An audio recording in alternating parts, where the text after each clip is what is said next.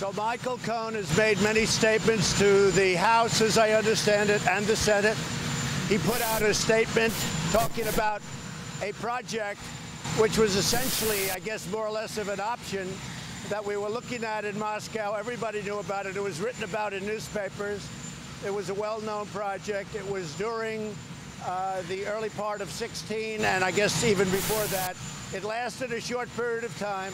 I didn't do the project. I decided not to do the project, so I didn't do it. So we're not talking about doing a project. We're talking about not doing a project.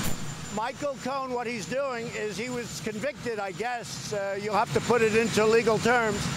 But he was convicted with a fairly long-term sentence on things totally unrelated to the Trump Organization, having to do with mortgages and having to do with cheating the IRS, perhaps, a lot of different things. I don't know exactly, but he was convicted of various things unrelated to us.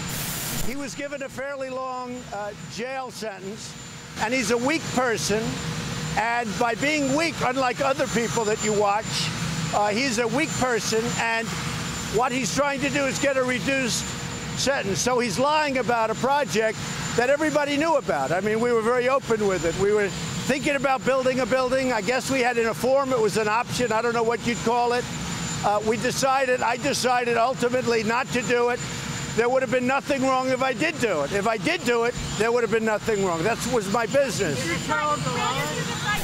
So he's lying very simply to get a reduced sentence, okay?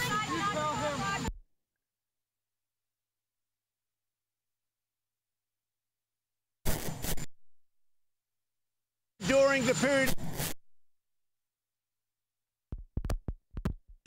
But when I run for president, that doesn't mean I'm not allowed to do business. I was doing a lot of different things when I was running.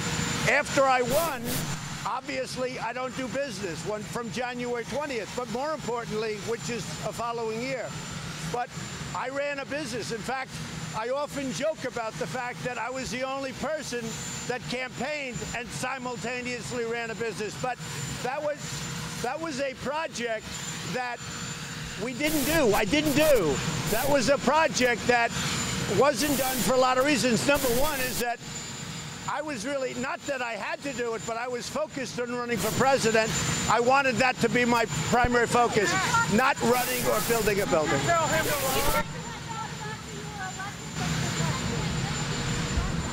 Well, this was a deal that didn't happen. That was no deal. I mean, if you look, this was an option. I guess, I don't know if I want to be very specific. So, but to my way of thinking, it was an option that I decided not to do. So we didn't. So if you look, we really didn't have, excuse me.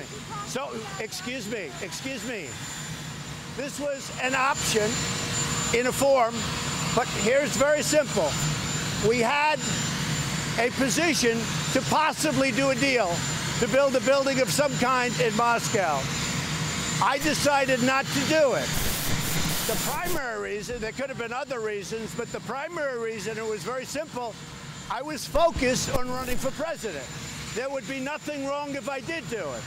I was running my business while I was campaigning. There was a good chance that I wouldn't have won, in which case I would have gone back into the business. And why should I lose lots of opportunities? So here's the story.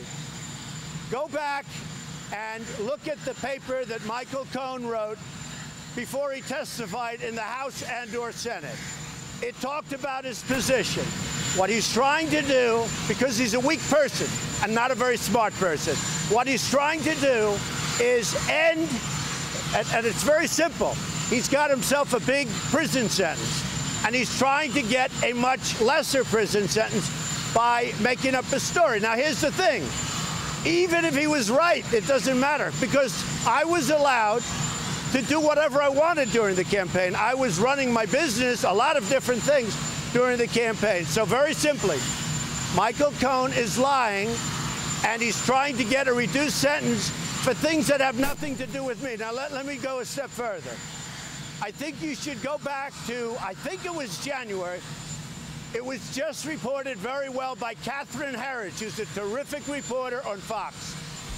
She talks about a letter that he signed. I don't even remember it. And it specifically talks about this deal. This deal was a very public deal. Everybody knows about this deal. I wasn't trying to hide anything. Okay.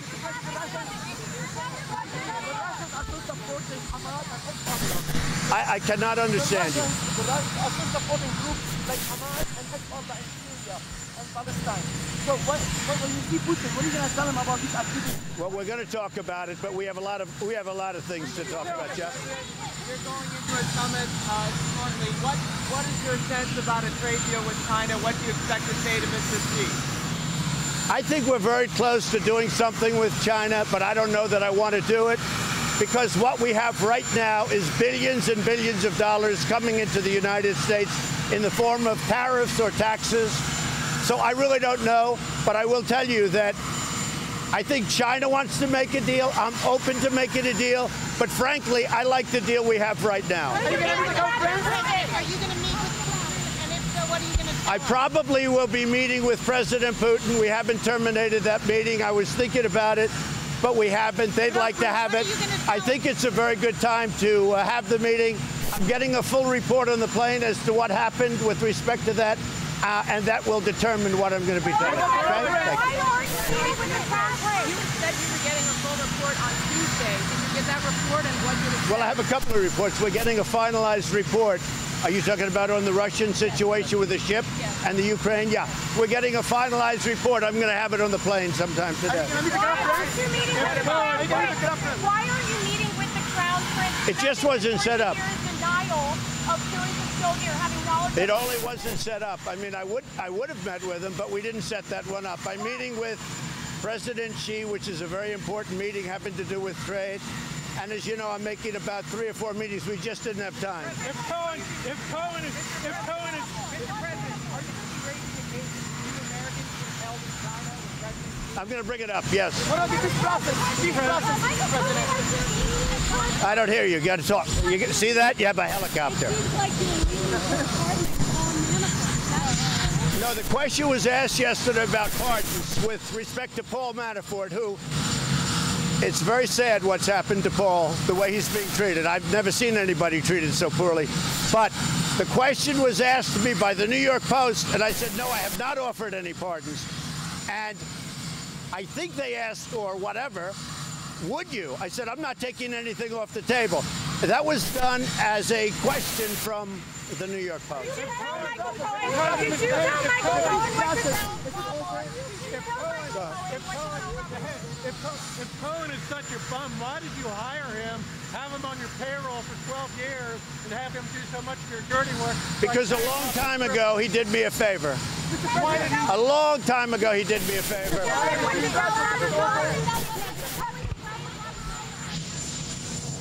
No, not at all. Not at all. I'm not worried at all about him. You just take a look at his written document. Go back. Take a look at what he wrote in, I think, January. He has a written statement, and that's the fact. Yeah.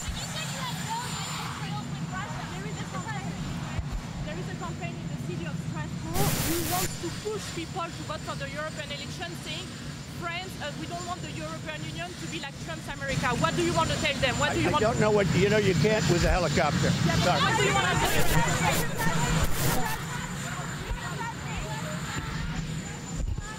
A possible shutdown if we don't get the wall money. A very possible.